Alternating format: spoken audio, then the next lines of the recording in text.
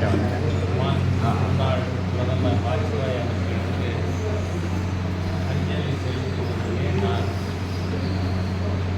அதை ஒரு பெரியதொரு வாய்ப்பாக ஆசையாக கடமையாகிறேன்.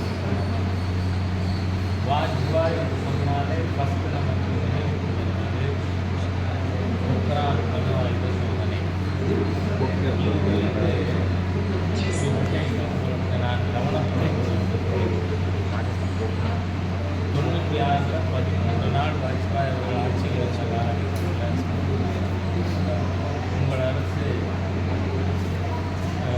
பெரும்பான்மை பெறப்போவதில்லை, அணு ஆயுத சோதனைக்கு எல்லாம் தயாராக இருக்கிறது, ஆகவே நீங்கள் அணு ஆயுத சோதனையை செய்ய வேண்டும் என திரு நரசிம்மராவ் அவர்கள் வாஜ்பாயிடம் கேட்ட பொழுது, நிச்சயமாக அணு ஆயுத சோதனை செய்வேன், இந்தியா அணு ஆயுத நாடாக அறிவிக்கப்படும், ஆனால் நான் பாராளுமன்றத்தில் முறையாக பெரும்பான்மை பெற்று அதை செய்வேன் என்று வாஜ்பாய் சொன்னார். எவ்வளோ பெரிய ஒரு ஜனநாயகவாதி! இன்னைக்கு அவர் அணு ஆயுத சோதனை செஞ்சிருந்தால் யாரும் தடுத்து அதனால் ஒரு பெரிய ஜனநாயகவாதி என்று 100 ஆண்டுகள் நிறைந்திருக்கிறது.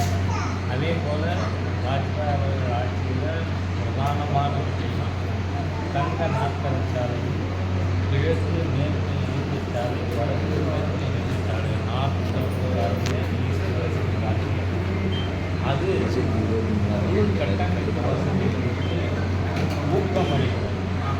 நீங்கள் அதையும் பார்த்தோம்னா ஒரு பிரபல ஆங்கில வார இதழில் இந்த திட்டத்தை பற்றி தங்க நாற்கர சாலை திட்டத்தை பற்றி எழுதிட்டு கடைசி எழுதியிருந்தது முக்கியமானது.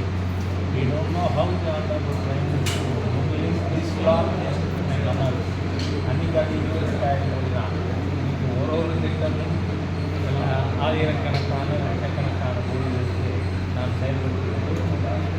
But even in imagination other than Vajpayee would think about such a project அப்படின்னு அவர்கள் புகழ ஆரம்பித்தார்.